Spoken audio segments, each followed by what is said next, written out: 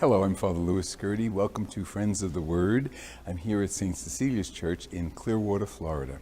Today is the 33rd Sunday of the year. We have a little bit of a surprise. Normally our guests are interviewed, but today our guest is going to deliver the homily.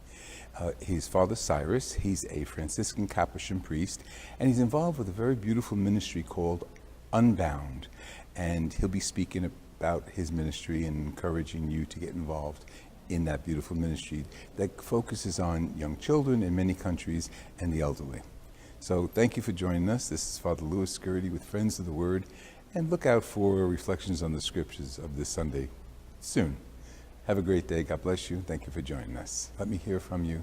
FatherLouSCURTI@hotmail.com. Hallelujah.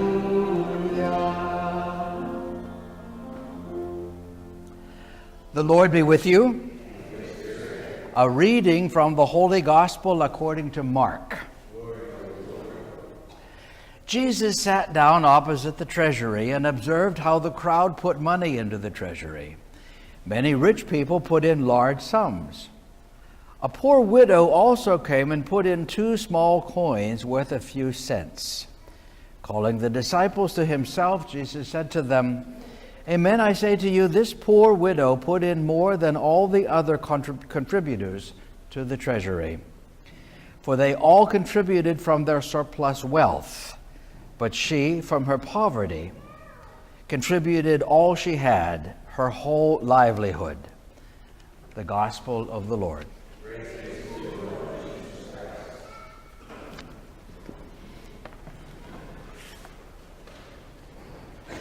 Sisters and brothers, the key word or the key concept is generosity. And the generosity which received the gratitude in the first case of Elijah and the blessing of Jesus in the second reading. But the point is that this reality of generosity and gratitude is truly the whole theme of the entire Scriptures. To recognize that the experience of generosity and gratitude together produces friendship. And the friendship of us with God is the whole point of the Scriptures.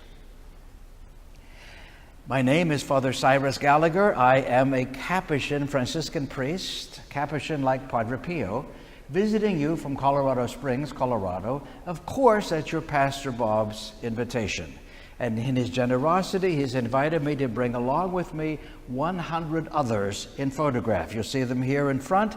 These are members of our faith family who are living in one of our Catholic missions in poverty, who want to form an alliance of friendship with you, with generosity and gratitude to make the friendship real. Some 40 years ago, some people in Kansas City, sitting in the pews, just as you are, good Catholic people, said, you know, we need this whole experience of friendship in our families, with gratitude, with generosity. We need it in our parish. We need it around the world. But it's not enough to buy a bag of rice and send it off to Haiti or sink a well in Bolivia. We need a personal relationship like Elijah and the widow, like Jesus and the widow in the gospel. How can we do that? Well, one of those people knew a missionary in Guatemala. They wrote a letter, back him a picture of a little girl not able to go to school because she did not have the school books. She did not have the uniform, but she wanted to be a nurse. She was trying to teach herself to read and write. They said, that's our goddaughter. She is going to reach her goal. They did 3 simple things. 1, they sent a letter of support promising daily prayer, asking for her prayers. 2nd, they continued to send a small donation every month or so to help her with her schooling. 3rd, and this is key to what they were inspired to do and what we do in the agency I represent called Unbound, they sent their own photograph. And with letters and photographs back and forth, she did become a nurse. And that has caught the imagination of more than 300,000 people who form an alliance of friendship with one of our young people or elders in one of our foreign Catholic missions, all in the poor sections of our world. Sub-Saharan Africa, the poor countries of South America, the Philippines, and India. Join us. There are 3 parts to what we do.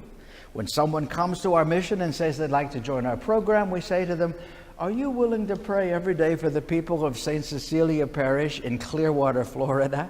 They have no idea where we are, of course, but they pray twice a day for those who hear this message. So every photograph I have with me represents an individual and a family praying for you. Ask the Lord to give them and the people around you the same gift they are praying for: a deeper faith, a stronger hope, a more active love. That really is, in honesty and simplicity, the generosity of the Spirit that calls us to pray for one another in simplicity and fidelity.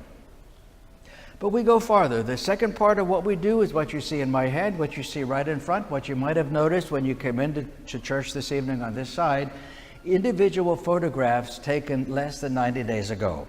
And I'll say this more than once because it's unique to us. When you take this picture of Anne, a little girl, 8 years old, living in poverty with her family in Kenya, Africa, no one else will have her photograph. No one else will have the information inside as to how an alliance of friendship will help her and her family move forward out of poverty toward security. You will receive 2 letters from her every year. Her parents or teachers will write until she's able to write in English. You will receive a new photograph every year, so you see how Anne is growing into a young lady, developing her talents and skills. And in addition to your prayers, say in your heart, you know, when I choose a new friend here, I'm going to send a note. I'm going to let them know that somebody here at St. Cecilia's is on their side. That's so precious and important to them. When I visit the missions and I go into their homes, which are often the size of our tool sheds, mud floor, no electricity, no running water, corrugated metal roof, when my eyes get used to the dark, I see your picture or your letter hanging on the wall. It's that precious to them. Third part of what we do, first is prayer, simple, faithful. The second part is the actual one-to-one relationship. Third, you will not be surprised, since we're talking about helping a family move out of poverty toward security, financial. $36 a month until Anne reaches the goal, whatever that could be. High school diploma, college degree. She wants to be a doctor. We will stay with her until she reaches whatever goal is appropriate to her. Or until the Lord calls you to another ministry. We ask you to begin this evening to make a choice to choose one of our children or elders. But if the Lord calls you to another ministry, or for any reason at any time you need to pull back temporarily or permanently, you let us know. We never ask you to do this under guilt and obligation, but invitation and opportunity. But as soon as I say the word money, I need to tell you a couple things. One is that more than 94 cents of every dollar you give to Anne goes to her. Inside it's going to say 93, actually 92.7. But I know it's more than that because I visit the mission and I know we know how to stretch a dollar. But Charity Navigators, Better Business Bureau, and other what are called watchdog agencies come into our office twice a year to check our books.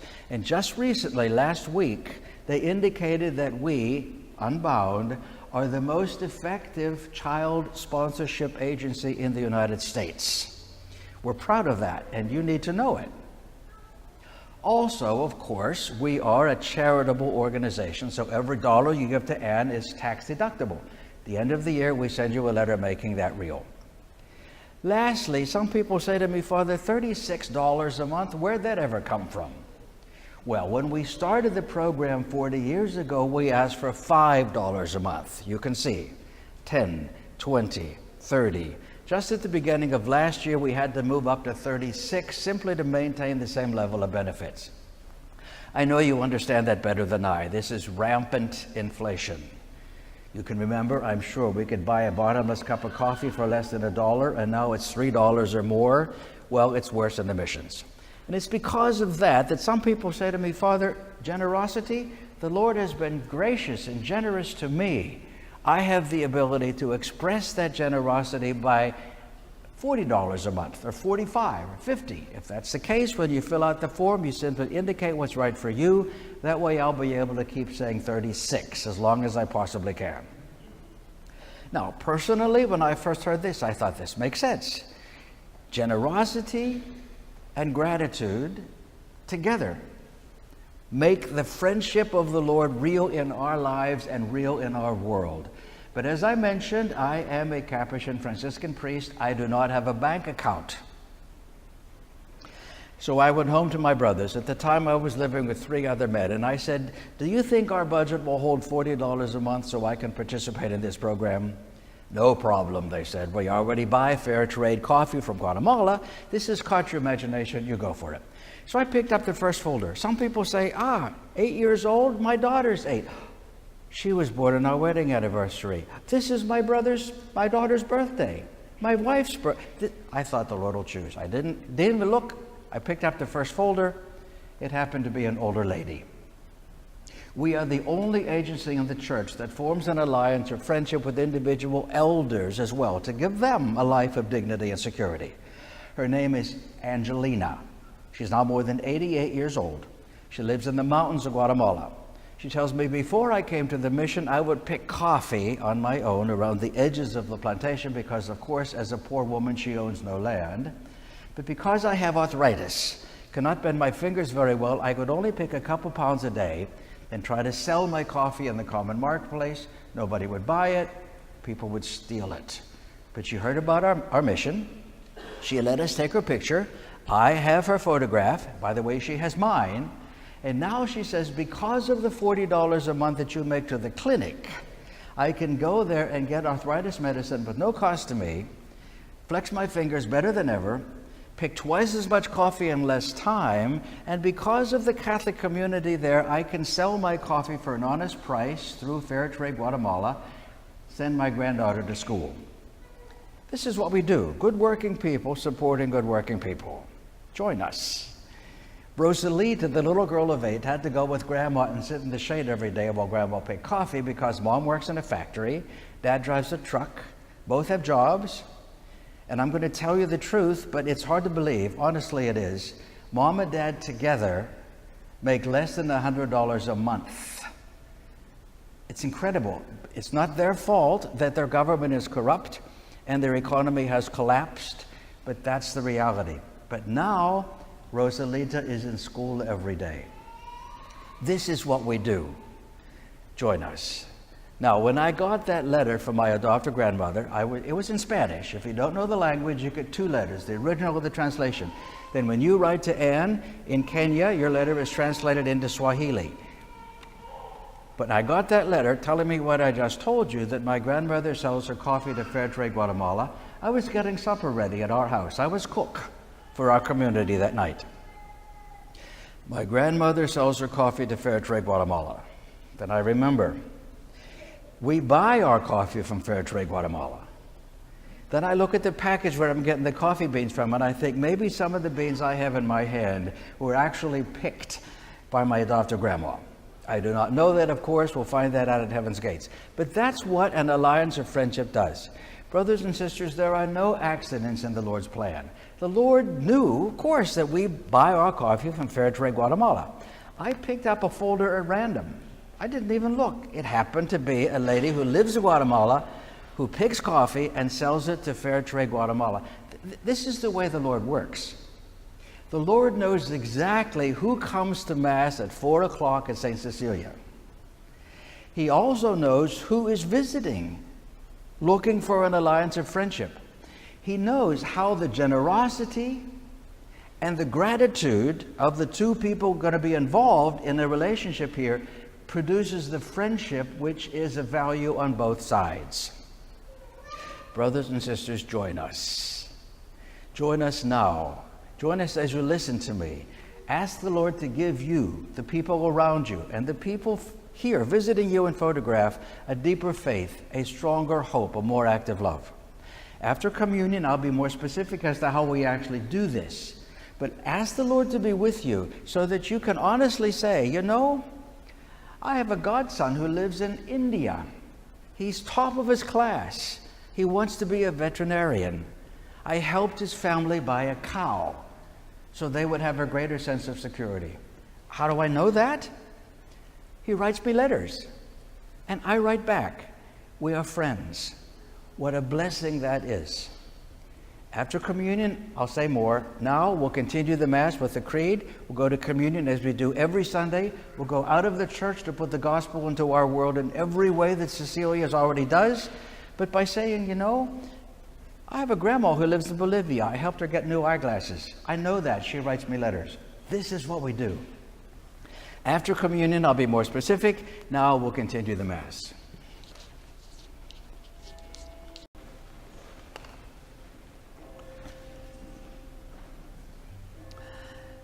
Brothers and sisters, thank you for joining us. Thank you for the prayers that really do rise from our hearts to express the glory of God and the benefits that the Lord continues to give us by His grace.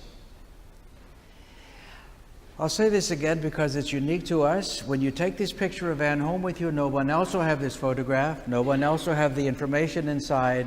No one else will be able to have the one-to-one relationship that will be specific to you.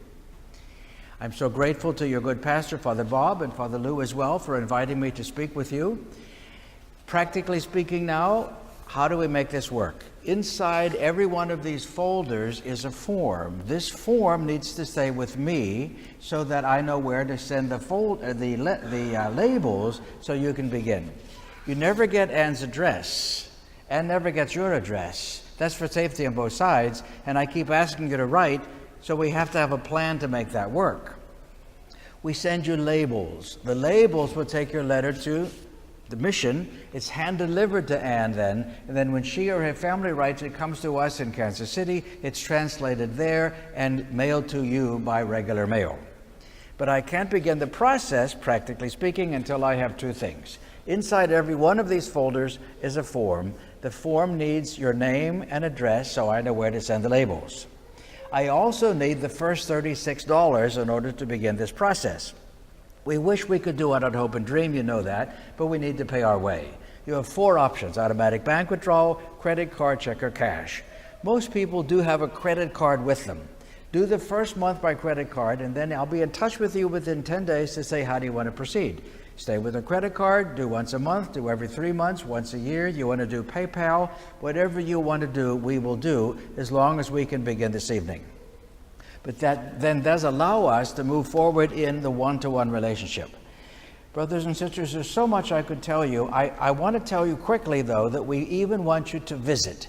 We don't want you just to pray and to write letters and send photographs. We want you to visit the child or elder you sponsor. We have our own travel agency in Kansas City.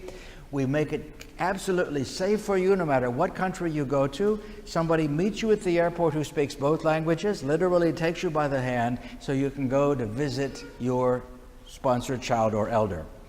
Once again, you'll get all this information within 10 days as you begin this evening. After Mass, I'm going to be here in front. You'll see that the boys and girls are here. The couple elders are left. Also, there's a group at the table in the back outside the church. You can choose with them as well.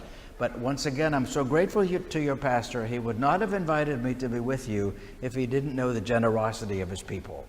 So after Mass, I'll stay here and help you to fill out the forms.